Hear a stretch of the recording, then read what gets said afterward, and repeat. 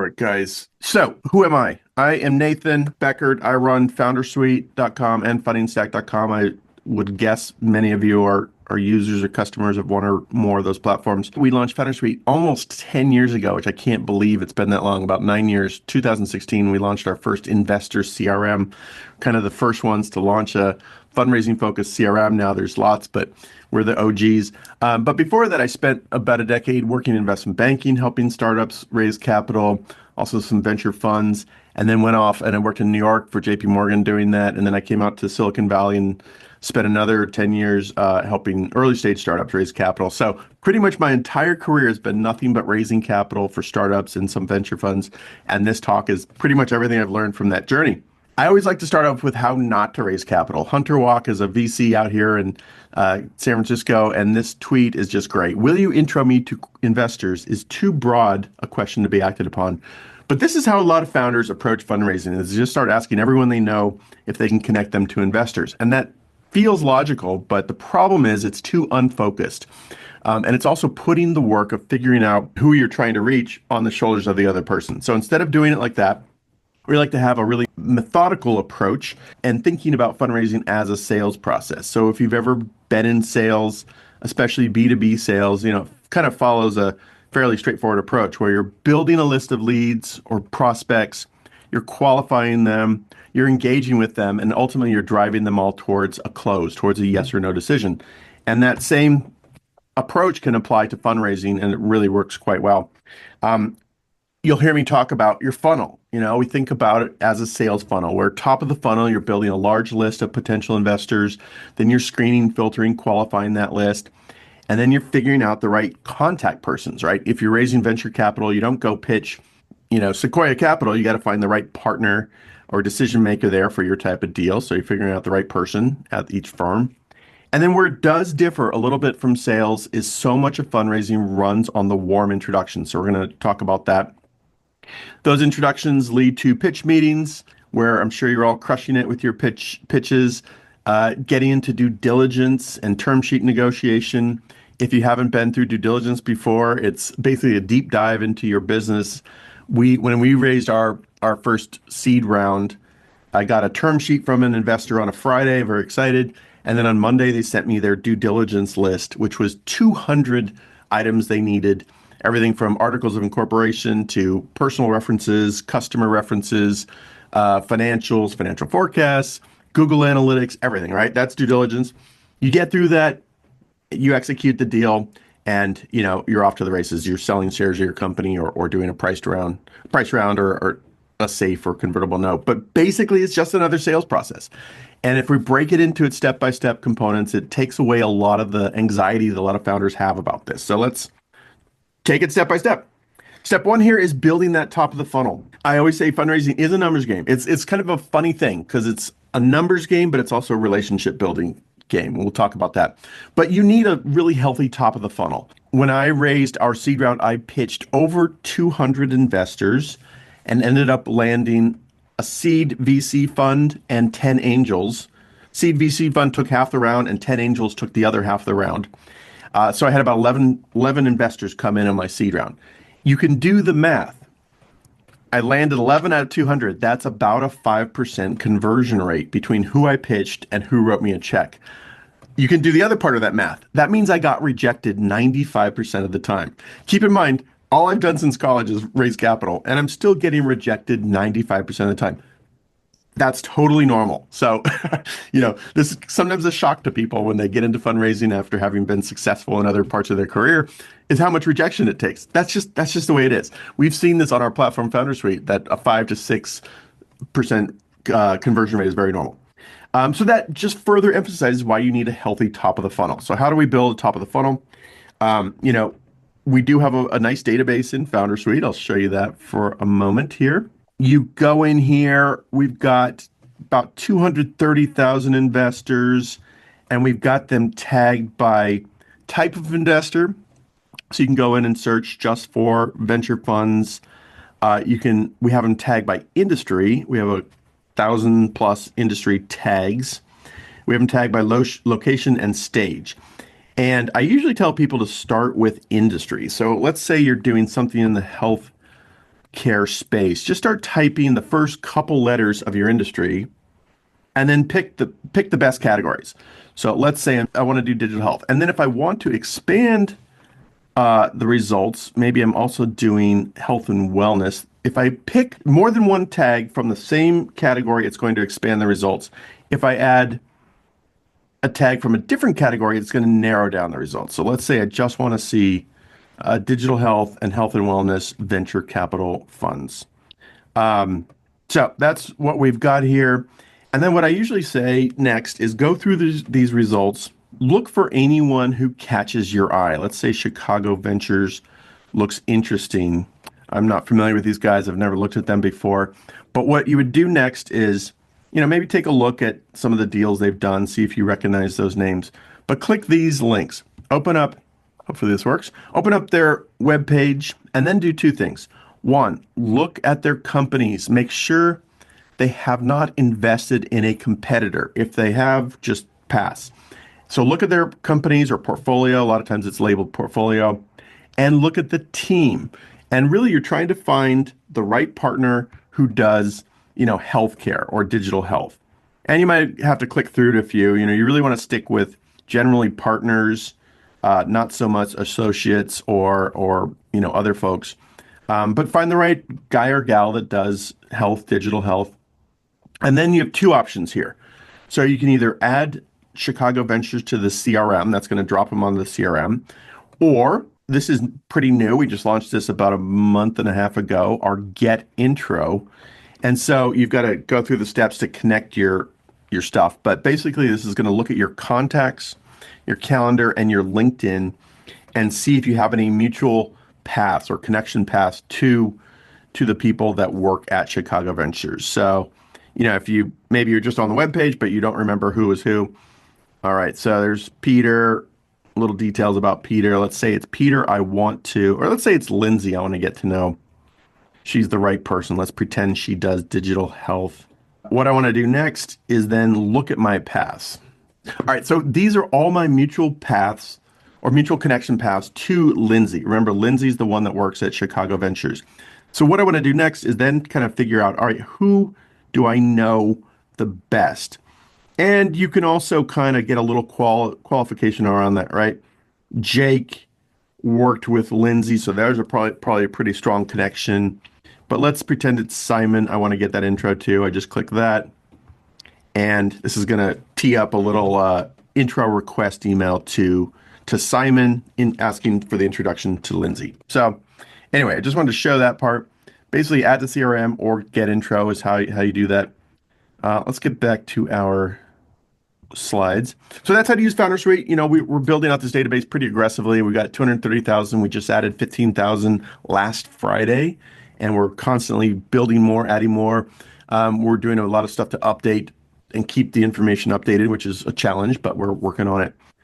But Foundersuite's not the only game in town, of course. A lot of founders will start with Crunchbase as well. You can go in and search Crunchbase. I like to use Crunchbase a little bit differently. I will make a list of maybe 10 companies that are similar to mine, but not directly competitive. And I will plug each one into Crunchbase one at a time and see who invested in them. And so Carta is kind of a, a little bit of a competitor, but not really a direct competitor. So if I'm raising maybe a Series A round, I would look and see who funded Carta at that stage and add, K9 Ventures and Expansion Venture Capital to my CRM, to my pipeline. Another way to use Crunchbase is if you have an investor, if you land a venture fund or an angel, you can go in and it'll show you who they co-invest with, which is kind of interesting. But there are so many places to find investors. It's just, the world is much different than when I started raising capital. Like, it's so easy. It used to be hard to find investors. Now it's quite easy. This first bullet here, these are newsletters you can subscribe to. They're free. I like Strictly VC. I like Venture Pulse too. Basically, I'll have my coffee and kind of skim these. And basically, when a startup raises capital, they'll announce it in these newsletters. And when a new venture fund launches or raises a new fund, they'll announce it in here. So, it's great to see which startups are getting funded and who's backing them. Also, if you're going after venture, the best venture fund to be pursuing or pitching is one that just raised a new fund. If you're not familiar with how the venture, life cycle works, a venture fund will raise a $50 million fund. They'll take half of that and do a bunch of deals, new deals in the first 2 or 3 years, and then they'll save half of that and double down on their winners. So that's kind of how the cycle typically works. So again, the best venture fund to be pitching is one that just raised a new fund. Also, I would say that new funds, like brand new funds, newly launched funds, are a little bit easier to crack into than the long established funds. But that kind of depends on your art. Conferences, another interesting place to find investors. So go back, into your space, even a couple years back. Look at conferences. If you're doing blockchain or cannabis or whatever it is, go look at conferences in that space. And a lot of times investors will build their own brand by getting out there speaking. So you can identify people who are interested in your space. Quora, TechCrunch, Medium, Twitter, you guys are pretty familiar with all this stuff. But when you find an investor in Foundersuite or somewhere else, go follow them on Twitter, right? See what they're tweeting about, see what they care about, maybe engage with some of their tweets. And Twitter will often recommend other similar profile people. I know it's called X now, but I can't train my brain. Same with Medium. Go look and see if that investor has a Medium blog and follow them, perhaps engage with some of their content. And what's cool about Medium is it will send, like I get a daily digest of Medium articles, and a lot of them are recommendations of similar writers that I've followed. So if you follow a bunch of VCs, they're going to start recommending other VCs. So it's kind of like a, daily dump into your inbox of potential leads. PitchBook, CB Insights, there's, like I mentioned, there's tons of investor databases out there. These are, I would say, maybe the gold standard. We're trying to catch up to PitchBook, but these are very expensive, very good data, but very expensive. I think PitchBook's around $30,000 a year per seat. I'm not sure how much CB Insights, but if you have a friend who has access to these, they're great. ChatGPT, lots of stuff you can do with ChatGPT and other, AI tools. Even just going in, like, build me a list of 50 Southern California e-commerce investors. You'll probably get something. The only downside to using ChatGPT is it'll kind of be like it won't capture the long tail of investors. It's kind of like you'll get the biggest 20 funds in Southern California. It's hard to get the sort of more obscure ones, but still a great place to start. And then I'm going to show you 2 ways to tap your own personal network to find investors. So let me start with LinkedIn. I do have a paid plan, but you don't need to have a paid plan. And let's say I'm raising a seed round and I want to find angel investors. So I just come in here, I do a search, I'll click people. There's about 119,000 results. That's obviously too large to do anything with. So what I want to do is apply some filters. So I might do a first degree search just to remind myself like who I'm directly connected with, who are angels. But the funding hack here is second degree. And then I might apply another filter. Let's say San Francisco Bay Area and then show results. Okay. So still a fairly large number, but 3,400 results. This is much, much more manageable, right, than 119,000. So this means there are 3,400 people that call themselves an angel investor that are in the San Francisco Bay Area that I have at least one mutual connection to. So theoretically, I should be able to get in touch with any of these people. But that doesn't mean they're all relevant for my type of business. I consider Foundersuite and Funding Stack kind of intersection of SaaS and fintech, right? That's kind of how I think about it. So what I want to do next is command click if you're on a Mac, or right click and open up maybe 10, 15 of these at a time. I'll just open up 3 for now. So I just command click 3 of them. And then, as I just mentioned, you want to skim these profiles and you're looking for clues. I kind of think of it thumbs up, thumbs down. Does Blake invest in SaaS fintech, or are there any clues that he does not? I haven't looked at this guy's profile before. A lot of times it'll be in the about section. Doesn't look like he has an about section. Just skimming this really quickly. Looks like he was an intern just a few years ago, so he might not be too senior in his investing career, but I might click through Nav Ventures. Nothing here really jumped out at me that, looks interesting. So Command W, close that off. Move on to Enoch. So he's kind of an investment banker, private equity guy. Again, this is a bit of a sparse profile. Usually people have a little bit more on here. I might dig into him a little bit more because he's done investment banking. So he would get our funding sec product and what we're building there. Nothing really jumps out. Let's see if Thurman is my winner here. So this is what I was trying to say. Most of the time, or many times, people will be pretty descriptive in their about section of what they're looking at, what they're investing in, or it'll be in their experience. They will list out. Okay, here we go. Advisor to CEO for startup fintech platform. All right, so he's done some fintech. He's done community capital advisors. That's interesting. So this guy actually looks kind of interesting to me. So what I wanted to do next is I'm going to add Thurman to my CRM, and I'm going to do one more thing. I'm going to click this link here. Now, I only have one mutual connection to Thurman. So what I want to do is add Thurman to my CRM. Then I'm going to add Chris Ye to the connector field. So that will remind me, and that's kind of in the context area of the CRM. That will remind me to ask Chris for this intro when it's time.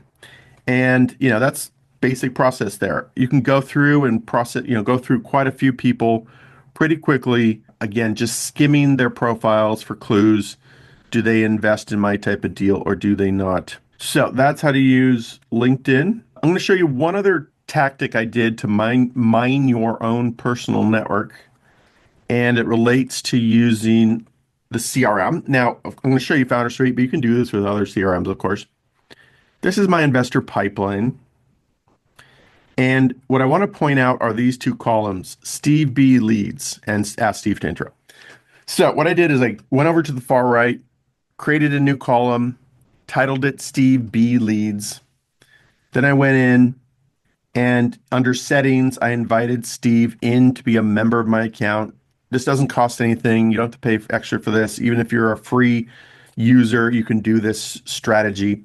But basically, I invited Steve Bennett in, and this is a real person. Steve Bennett's a fractional CFO, professor of finance at San Jose State, knows lots of people, right? And he's an advisor of mine. He's one of my mentors, right? So I invited him in and I said, hey, Steve, I'm building up my investor pipeline. We're raising a new round. I've built you a column in our CRM where we're collecting all our investor prospects. Could you populate your column with a few names of people that you would be willing to introduce me to? So I gave him a structured way of opening up his network or Rolodex. And he did. He added like 10 names to his column. I repeated this process with 5 or 6 other advisors and mentors and generated like 50 good, solid, warm intros by having a structured way of asking people to open up their network. I did one other thing. I also said, Steve, thank you so much. Would you mind doing one more quick thing for me? Just scroll this column called research. These are people I've, added from the database. I don't really know too many of them. If you see someone if you know Dana Grayson, would you mind just opening up her card and adding yourself as the connector? It looks like I already did this. But I asked Steve, if you know anyone here, would you just kind of label yourself as a potential connector on Dana's card? So lots of places to find investors. There's no excuse for not having at least 100, 200, even 300 or 400 investors. I don't recommend kind of going beyond like 300 or so, because then you're probably not qualifying them enough and you're getting too much spray and pray. As Yoda says, once you start to look for investors, you're going to start to find them everywhere. Now, once we've built a list of, call it 300 investors, we actually want to start removing people off this list. And this goes back to, fundraising as a sales process, right? The best salespeople, the most productive, the highest paid salespeople are ones who don't chase every prospect. They qualify their leads. They prioritize their leads. They spend their time and energy, on the best fit leads. And we want to do that with fundraising. Very, very important. So anyone who's invested in a competitor, take them off your list right away. Don't even bother. If they're ethical, they'll tell you they can't talk to you. If they're unethical, they'll send your pitch deck to your competitor. I've seen that happen a dozen times at least. Number 2 here, no dry powder. I kind of told you the venture capital life cycle. If a venture fund has not raised a new fund in the last, call it 3 or 4 years, they're probably only doing, investing in their existing portfolio. They still might take a meeting with you, but it's easy to waste a lot of time meeting with venture funds that don't have dry powder. Number three here, same with angel investors. If you look at, Thurman's profile and all his investments shown on LinkedIn or Angel List are from 5 years ago, they're probably taking a break. Conversely, you want to find investors who are actively investing. It's a little bit hard to figure that out sometimes, but that's what you're optimizing for if you can. Wrong sector, wrong stage, wrong geographic location. This should be all pretty obvious to you guys. If you're a healthcare startup, you would not be pitching a fintech investor. If you're a seed stage startup, you would not go after growth capital. That means later stage, Series C or D. Geographic location is a little bit of a funny one. When I was, started fundraising years ago, investors would only invest very locally, right? The joke was, it was like investors will invest in a bicycle ride radius around their office. Then it was like a Tesla charge radius around their office. That was like where investors. That changed, kind of in the 2000s, and then with COVID and remote work and Zoom, that really changed. So the good news is, you can kind of raise money based anywhere. Now, if you're based outside the US, has some other issues to it. But the cool thing is, like, people can raise money, anywhere. So I would not limit yourself to investors that are just in your geographic region, right? I would more optimize for fit around industry and stage than I would geography. So that's kind of a cool thing. Bad reputation, the reality is you're going to be married to these investors for the next 5 to 8 years of your life. And it's almost impossible to divorce investors once you're married to them, right? I've seen one case of a startup that bought out its investors, but it's almost impossible to do. And if your business is going well, it's impossible to do. So, and I've seen, I could tell you many horror stories where investors made life difficult for the founders, especially if things don't always go to plan, which they always don't in startups. So you want to be choosing carefully is my point here. Doing the due diligence on investors and, back checking with other founders who've worked with them, right? We can have a conversation about that in the Q&A. And then ideally, last bullet point here, like I showed you Chicago Ventures, you really want to be identifying partners or at a minimum managing directors, but not so much analysts and associates, because they typically don't have the power to push through a deal, but they can block a deal. So, try and aim for partners. In general, you want to be removing about 25 to 30% of your list. So if we built a list of 300, cross off 25 to 30%, so that what remains at the bottom of your funnel are really highly qualified, highly targeted investors. This will make your fundraise go so much faster, easier if you're targeting people who are seeking your type of deal. That sounds so obvious, but it's maybe one of the most common mistakes I see founders make. So don't skip this step. Great, we've built a list of 300. We've narrowed it down to maybe the top 200, 250. Now we want to figure out how to get in touch with everyone. LinkedIn is a very easy way to do this. The cool thing is we built that get intro feature. So either plug each investor into LinkedIn and see if you have any mutual connections, or use our get intro button, which is quite helpful now that we launched it. And you can also do that right here. But let's say you're not using that get intro, plug each investor on your list into LinkedIn, see if you have any mutual connections, and ideally find the kind of best connection you can. Someone who knows you that's going to give a good, plug for you to that investor. If you don't have any mutual connections to investors, what do? There's always a cold email approach, but cold email is pretty ineffective. I was on a webinar with Jeff Clavier of Uncork Capital, a very active seed stage fund in Southern California. And the question came up, have you ever invested in a startup that came in over cold email? And he's like, yes, we have. We've invested in 2 companies that came in over cold out of a portfolio of 700 startups. So while it's not impossible, your odds are much lower if you're going to do cold email. And I've read statistics that like a warm intro is 30 times more effective than a cold outreach to investors. But if you don't have any mutual connections, what do? One of my favorite funding hacks is to look at what Tim, the investor, has invested in over the last, call it 6 to 12 months, cold email a couple of the founders that Tim invested in and just be like, hey, my name's Nathan. I run Foundersuite. We do XYZ. I see we're both in, San Francisco Bay. Can I buy you lunch? And I noticed that Tim invested in you. I'd love to pick your brain about what Tim's like. Is he active? Is he passive? Has he been helpful? Could we hop on a Zoom or could I buy you lunch? Reach out to the founders, build a little rapport with them. Doesn't have to be a deep rapport. And then if you have a good fit, it's okay to ask that founder for that intro to Tim. And the reason this works so well is Tim spent, 2 to 3 months getting to know that founder, going through due diligence, building trust with that founder. And that founder was hustling for intros just like you're doing now. So founders are a great way to kind of backdoor into the intro. So hopefully between the combination of that funding hack and LinkedIn and our get intro feature in Foundersuite, you can, find a warm intro. This should be pretty self-explanatory, but you've built a list of 250 investors. You've mapped your connection paths to each one. And you're just about to go raise money. You need some way of keeping track of all these investors. Every time you meet with an investor, it will often lead to like 2 or 3 follow-up action items that need to happen. And so you're literally going to have over 1,000 plus to-dos and action items that need to happen when raising money.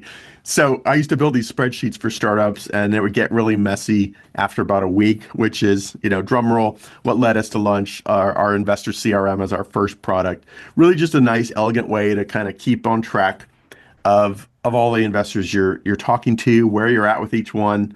I'm not going to go into a big product demo, but there's a lot of functionality built into it where you can add notes, activities. You can see email threads. It'll pull in email conversations with each investor. You can attach files. You can see all the history with that investor. You can add activities and push those out to your calendar. So if if your activity is to send a pitch deck or something, right? Do that, give yourself a due date, and then export it to whatever calendar of your choice. So there's a lot of stuff here. I won't go into all the details, but the bottom line is you need a system to keep track of all the investor interactions you're having. Why is it so important? Because there's a direct correlation between tempo and speed when fundraising and the probability of success. Put another way, the faster your fundraising is going, the more likely you are to actually walk away with a check at the end. And we're going to talk about momentum and building momentum, but it's one of these hard concepts to express, but you want things to be moving fast. You never want to be the bottleneck when fundraising. You want to stay organized and stay kind of hyper-focused so everything's moving fast, because that will increase your odds of raising capital. Flip that around. If things are going slow, if your fundraising is kind of dragging out, there's a strong chance your deal is going to get stale and you will just never get the momentum. So there's my sales pitch for using a CRM dedicated to fundraising. Moving on. Just a quick note on this. Make sure your pitch deck is absolutely amazing and crushing it. I tell founders, make sure you're giving your pitch at least 10, 12 times to other founders, to friendly investors you might know, to your accountant, to your attorney, whoever will listen. Give your pitch to people who will give you honest feedback and take that feedback and make your deck awesome. I would say probably the top 1 or 2 reasons startups fail at raising capital is their pitch sucks. It's too confusing. It's too convoluted. It doesn't tell a story. I could go on and on about all the reasons why pitch decks are bad. Yours needs to be exceptional. You're competing with hundreds, sometimes thousands of other startups for investor attention. Your pitch needs to be crystal clear, compelling, have an emotional component, a logical component, and a lot more to it. But just make sure your pitch is awesome. It's also great to have a financial model. If you're raising $1 million from me, tell me how you're going to spend that money. Tell me where it gets you as a startup, as a business, and show me what a business model looks like, right? Those are kind of your tools. I also like to do a little 1-page executive summary. Some investors like that. It's nice to have a little tear sheet to send out. Okay, so let's recap. We built a list of a couple hundred investors. We narrowed it down to the top, say 200, 250. We've mapped the connection paths. We loaded them all up into the CRM. We've honed our pitch deck. It's so amazing. It's making people's eyes pop. Now it's time to, start the conversation. When you're doing that research of how you're connected to investors, you might find that you have a couple power connectors. Jeff Thomas, real guy, real human. He works at NASDAQ, private capital markets. He knows everyone. And when I was doing my research, I noticed he was connected to a lot of the investors I wanted to get in touch with. So I put together a little email like this. Hey, Jeff, I'm raising a seed round. I see you're connected to these people. Do you know them well enough to make an intro? And he can just respond back, oh, hey, Nathan, I know Tom. I know Sean. I don't know Mamoon. Jessica's not investing anymore. I don't know Wesley. He can just go yes, no, right? For everyone he says, yes, I'm happy to make an intro. I will put together a new clean email thread. This is a very important slide, so pay attention. This is the intro request email. Notice, first off, how short this is. Another mistake I see founders make is the intro request email will have 7 paragraphs of the entire company history and a 45 megabyte PowerPoint attached. That's too much. No one will even look at that. So it's not going to be effective if no one looks at your stuff. Less is always better when raising capital. So short email, subject line, very important. Jeff, can you introduce me to target investor? Why? Because I'm raising a seed round. We had a lead investor at this point. We had 2/3 of the round committed. So I put that in the subject line. Of course, we didn't start out with that. Whatever is the single most exciting data point of your business or your raise, you want to put it in the subject line because these guys and gals are getting lots of these. So you want them to open your email. Now let's look at the body of the text. Jeff, good chatting with you. As mentioned, I'm raising a seed round. Here's what we do. We make this investor management reporting platform. Here's a link to our site. And then the ask, could you introduce me to target investor name? Why? Because he does fintech SaaS. And then I noticed that this guy went to the same very small college in Iowa my dad went to. So I put that in there to personalize this. Always great to personalize these emails if you can. And then I include a link to the deck. And this is not our full deck. This is what I call a teaser deck. And it's hosted on Foundersuite so I can track, who opens it and stuff like that. Basically, it's 5 slides. Problem, solution, market, traction, team. That's all. Problem, solution, market, traction, team. And then Clint, the investor, can look at that and see what we do, who we are, kind of the stage of our business, the industry we're going after. And that's typically enough information for him to make a decision whether he wants to take a meeting with me. I would actually rather have him say, hey, Jeff, these guys are too early, pass. Rather than, wasting my time, scheduling a meeting, driving down to meet with him. So I like to use this teaser deck as another way to qualify these investors so that I don't waste my time. I've spent so much time driving from San Francisco to Silicon Valley to meet with an investor who, isn't a good fit for whatever reason. I'd rather have them opt out at this stage in the process. And then Jeff, all he has to do is hit forward. Hey, Clint, can I introduce you to my friend Nathan? Boom.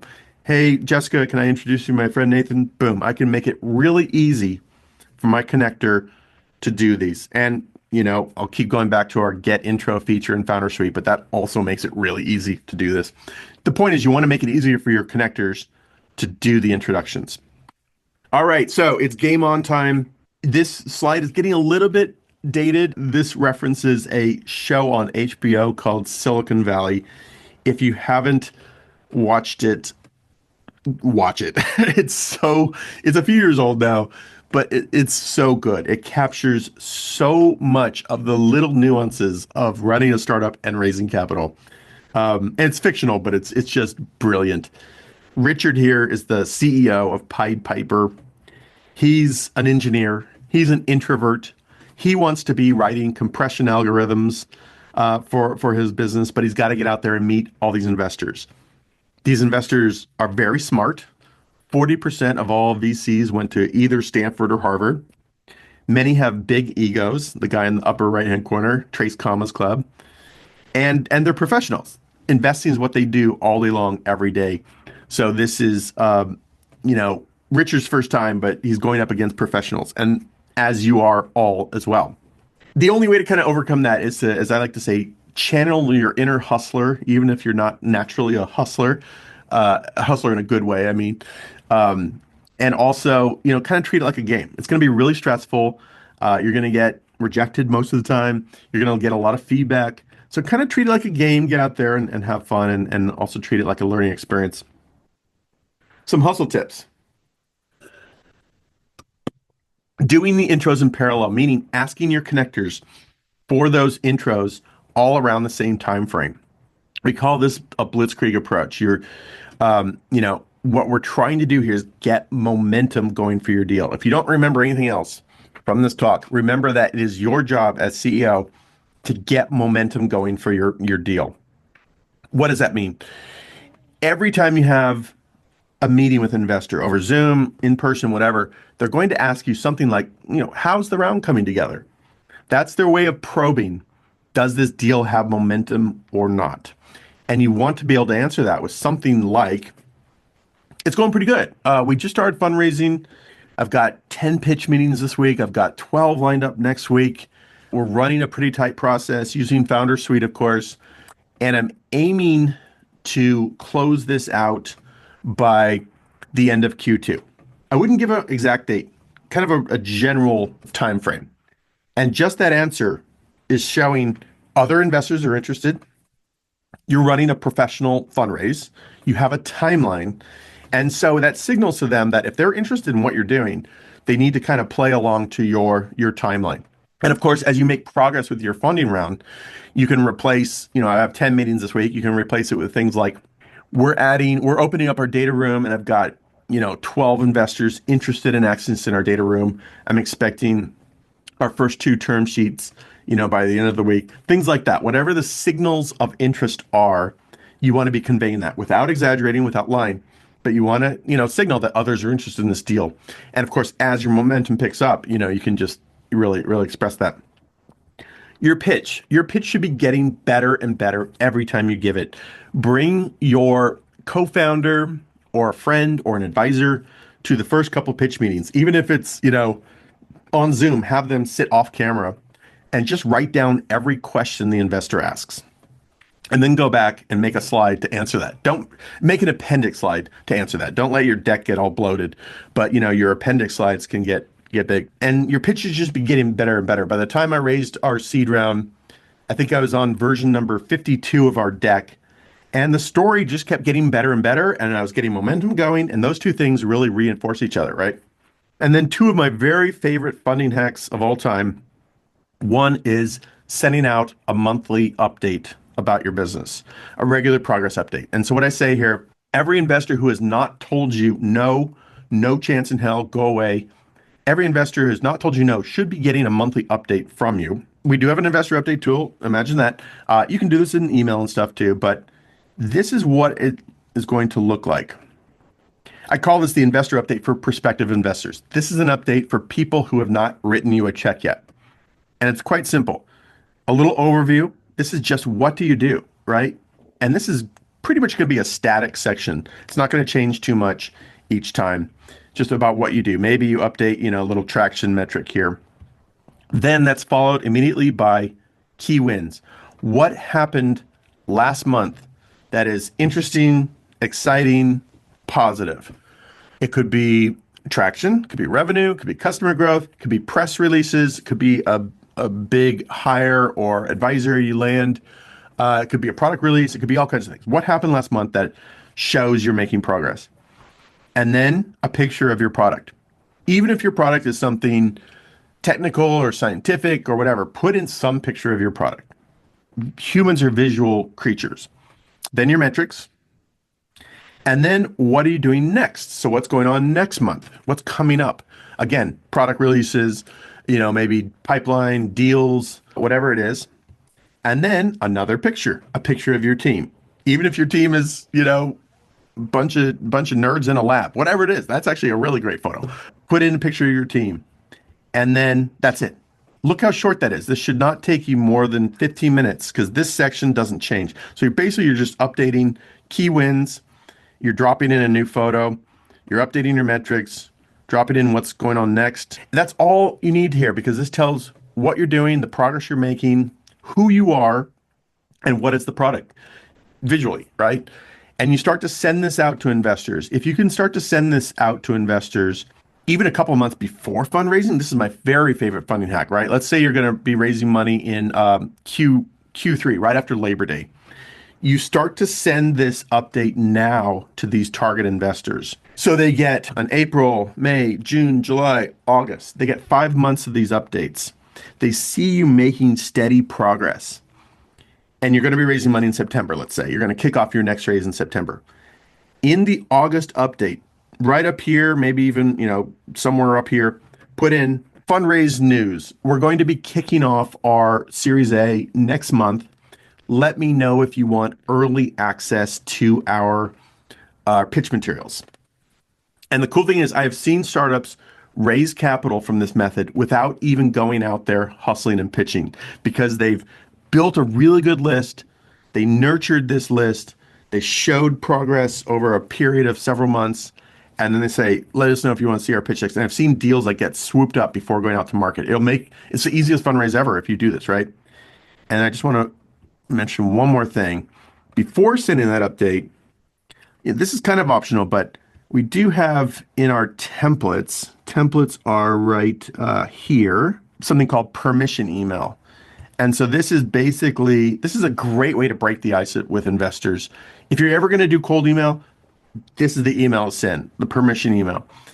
Dear investor, I'm founder of XYZ. We make, ABC, and then some exciting data point. We've got 200% monthly growth. I see you invest in healthcare tech. We're not raising money right now, but we're going to be later this year. We send out a one-page update talking about our progress. I would love to give you early look, either a sneak peek or early look or early access at what we're building here. May I have your permission to add you to our update list? This early look or sneak peek. How do investors make money? They make money by getting into the best deals before other people get in. So you're kind of teasing them with this possibility of giving them an early look at the next hot thing. You're not promising you the next hot thing. You're just saying you're giving them an early look at what you're building. And the reason this permission email is so powerful is you're not asking for money right now, and you're not asking for time. You're not asking for a Zoom call. You're not asking for a pitch meeting. Time is equally valuable to them as money.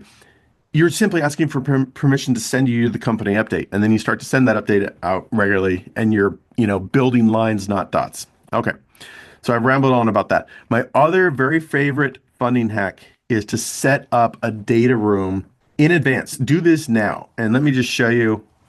This is like a sample data room. I think I have 11 folders in here: corporate docs, pitch materials, financials, marketing and sales, customer details, tech, product roadmap, IP, market research, social media, press, team and advisors. You can, people do this all different ways, but the key thing about doing a data room, two factors actually. One is it's going to make you look like a rock star. If you have a data room set up, because I go back to that story I told you where I got a term sheet on a Friday, and then on Monday they sent me the due diligence list of 200 things they needed, and I had to scramble to collect all that stuff. And it actually took me about 2 months to get all my diligence materials put together, and it slowed down my fundraising. I actually remember this very vividly. I was waking up, not a true story here. I was waking up every night, like 2 a.m., 3 a.m., worried about stuff, worried that my fundraise was falling apart because it was slowing down because I didn't have my stuff prepared. Now, flip that around. If I had had a data room prepared, and on Monday when they send me their due diligence list, I just go, here you go. Here's access to my data room. You'll find everything in there. Boom. I look like a rock star. Diligence takes a week or 2 weeks instead of 2 months, and the fundraise keeps its momentum. The other reason I love to build a data room in advance is because you can use it to get investors to show their cards. So let me explain that. You're in there, you're talking to a couple hundred investors, maybe a couple weeks, a month or so into your fundraise, you can go to everyone that you've pitched and met with and say, we're going to open up our data room April 18th to May 7th. If you're seriously considering putting down a term sheet, let me know, and I'll give you access to our data room. And you're going to get investors drop out of the process at that point. That's good. they weren't interested to begin with. But everyone who is willing to, kind of raise their hand and say, yes, I want access to your data room, it's like a forcing function to get them to kind of show their interest level. And so that's really, really powerful, right? It's hard. Investors will naturally kind of watch and wait and drag their feet. And so you can use the data room as a forcing function to get them to show their interest. Last little thing at the bottom here, the more you can treat fundraising like a full-time job, the better. I've seen founders who give all their duties to their co-founder, like just take over my job for the next 2 months so I can do nothing but fundraise. That's good. I've seen people hire like fractional COOs to handle all the stuff so they can just fundraise. That's good.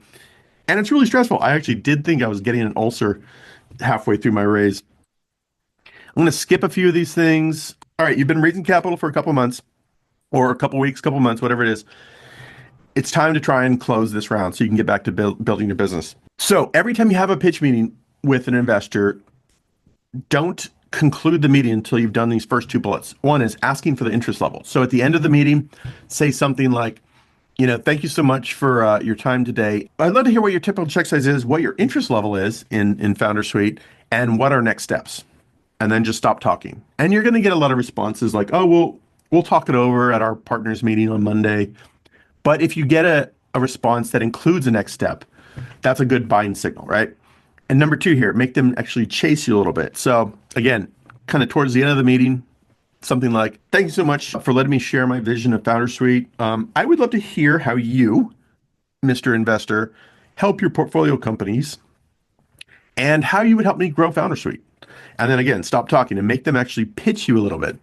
And the reason this can be so effective is every investor who has been in business for more than a day has lost out on competitive deals where there were more investors trying to get into a startup than there were seats at the cap table.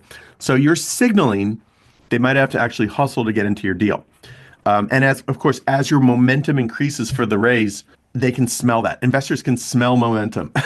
It's a funny concept. They can smell when a deal has momentum, and they can smell when a deal does not have momentum or when it's gotten stale. So you always want to be smelling like momentum, and kind of this is another way to do that. You can take a couple of meetings before you get that term sheet. General rule of thumb, 80% of your time and effort will be to land that first term sheet. Once you get that first term sheet, you can also use that as a catalyst to get everyone else to, signal their interest. And of course, the more term sheets you have, the more leverage you have, and the faster you can close everything. It can be hard to get a no. Number 4 here. You're going to get ghosted a lot. I actually have a couple columns in my CRM. I have a said no column. I have a no response. These are people who ghosted me. And then I have a column where people are like, oh, I like you, but you're too early for us. That is a no. That's a no. That's a not right now no, right? So I have a too early no. But you're going to get a lot of ghosting. And just know that I follow up 3 or 4 times with people if they're ghosting me, and then I kind of drop it. I do keep them on my company update, my investor update distribution list, because who knows, they might be reading it. I can go in and track and see if they read my investor update, how much time they spent. And then number 5 here, this is Paul Graham's handshake deal protocol. So you're out at coffee with an investor. They say, I like it. Put me down for 50K. Then go back to your computer after the meeting and just write a quick little email. Hey, so great to meet you. Just to confirm you're in for 50K. Do you mind writing back confirming that? If they don't confirm, they're still just a prospect, and should be treated as such. And then, kind of related to that, my corny dad joke. How do you know when an investor says yes? When the check clears, when the wire transfer hits your bank account. Everything before that is a conditional yes or a maybe. Term sheets, it's a maybe, it's a conditional yes. Verbal yeses are conditional yes, right? The only true way when investors say yes is when that money is in your bank account. I've seen deals fall apart at the last minute because founders thought they had it all locked up. It wasn't as firmly locked as they thought. So if you're going to go raise money, get the momentum going, keep your foot on the gas pedal, drive it over the finish line. This is another scene from Silicon Valley. It's such a great movie. And then just put this all in perspective. You just raised $1 million, $2 million, $3 million. That buys you 12 months of runway, whatever. That means you really need to start doing this all over again 6 months from now. Start building that target list for your next raise, building an investor list, reaching out with permission email, starting to send those company updates 6 months in advance if you can, starting to map your connection paths or build those connection paths for the intros for the next raise. And of course, every raise is at a higher level of expectation, so you got to get out there and perform. But I'd love to hear it. If you took some of this advice to heart and put these to practice and it helped you raise money, I would love to hear it. I'm sincere about that. If you're using Foundersuite and it helped you, I'd love to hear that too. Just a couple quick things that I want to do Q&A. We do have some cool stuff. Yeah, actually, I'll plug this really quick. We have a couple interesting things. Great podcast called How I Raised It on iTunes, Spotify, SoundCloud, TuneIn, I think. I don't know. You can find it wherever. Just Google How I Raised It. We have like 300 interviews with founders and some in VCs, and we just get into the story, of how they raised it. I've learned so much from this. It's really quite interesting. Or if you prefer to watch people talk, we've got it all on YouTube as well. And a lot of good stuff there. And then last but not least, I'm happy to connect with anyone. Here's my email. Happy to connect on LinkedIn. Maybe just mention you were on this webinar or you're a Foundersuite customer or whatever. Happy to connect with you. And if we do connect, it actually will help if you use the Get Intro feature, because I'll be adding another, connection path to investors. So happy to connect. Just mention maybe you were on this. Okay, I have talked so much. Let's open it up for Q&A. I think that's it.